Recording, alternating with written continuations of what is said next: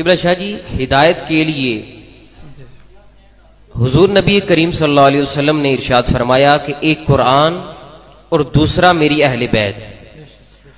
لیکن میں پوچھنا یہ چاہ رہا ہوں کہ اطرت رسول صلی اللہ علیہ وآلہ وسلم کا امت سے کیا تعلق ہے، اور یہ تعلق صرف ادب و احترام تک محدود ہے یا اس کے علاوہ بھی کچھ ہے؟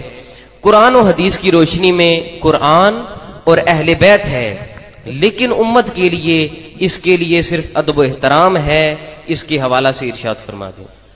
ماشاءاللہ بڑی اہم بات ہے، اور میں سمجھتا ہوں کہ یہ جو سوال آپ نے پوچھا ہے ہمارے اس عنوان سے جو آج آپ نے رکھا ہوا ہے، اور اس امت کی نجات کے لیے اور اس امت کے لیے وہ درس اور وہ سبق جو نبی پاک صلی اللہ علیہ وآلہ وسلم نے دیا ہے، آپ کے اس سوال میں وہ ساری باتیں موجود ہیں. اب میں اس پہ عرض کروں گا کہ امت کا تعلق اہل بیت اطہار سے کس نوعیت کا ہے اور کس درجے کا ہے.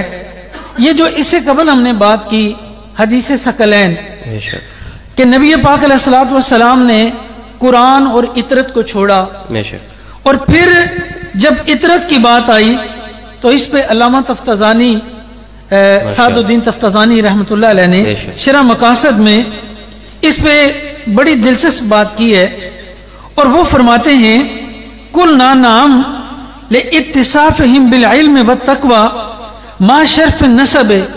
وہ کہتے ہیں کہ اطرت کو اللہ تعالیٰ نے شرف جو دیا ہے، ایک تو یہ ہے کہ وہ نبی پاک علیہ الصلوۃ والسلام کے جسم کا حصہ ہیں، یعنی نبی پاک علیہ الصلوۃ والسلام کے وجود کا حصہ ہیں. کہتے ہیں دوسری بات یہ ہے کہ اللہ تعالیٰ نے اہل بیت کو علم سے بھی نوازا اور تقوی سے بھی نوازا. اب وہ اس حدیث ثقلین میں خاندان نبوت کا قرآن سے جو اتصال ہے اس کو بیان کرتے ہیں. کہتے ہیں الا یرا انہو کرنہم بکتاب اللہ تعالی فی کون التمسک بہما، یعنی تمسک کے بارے میں جس طرح کہا نا قرآن سے تمسک کریں، اسی طرح کہا کہ حضور نے فرمایا میرے خاندان سے بھی تمسک کریں. اس سے کیا ہوگا؟ منقذ من الدلالہ، یعنی جو قرآن سے جڑے گا وہ گمراہی سے بچے گا. یوں ہی جو نبی پاک صلی اللہ علیہ وآلہ وسلم کے خاندان سے جڑے گا وہ بھی گمراہی سے بچ جائے گا. ولا معنی للتمسک بالکتاب الا الاخذ بما فیہ من العلم والہدایہ. یہ وہ اصل بات ہے جو آپ نے کہا کہ اس امت سے کا جو اہل بیت سے تعلق ہے، کیا یہ محض ادب کا ہے یا احترام کا ہے؟ جیسے لوگ آج سمجھتے ہیں کہ اہل بیت چیز ہی کوئی نہیں ہے. یہ تو آپ نے کہا نا کہ ادب کا، اب تو لوگ ادب سے بھی جان چھڑا رہے ہیں اور ایسی خرافات جو ہے اٹھ چکی ہیں. برکہ اس پہ جو علامہ تفتزانی نے لکھا وہ بات بڑی دلچسپ ہے، اور علامہ تفتزانی فرماتے ہیں جو کہا نا کہ قرآن سے جڑیں، قرآن سے اس لیے جڑیں کہ قرآن میں علم ہے اور ہدایت ہے.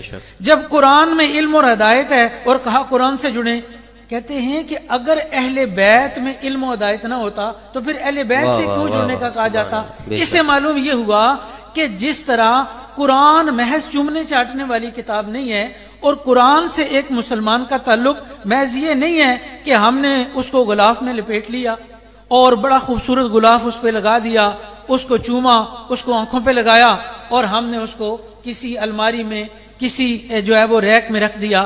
کہا قرآن سے اصل تمسک یہ ہے کہ قرآن سے علم لیا جائے اور قرآن سے ہدایت لی جائے. یوں ہی اہل بیت اطہار سے جس طرح ہمارا تعلق یہ ہے کہ ہم ان کا ادب کریں، ان کا احترام کریں، یوں ہی اہل بیت اطہار کی اتباع بھی ہم پہ لازم ہے.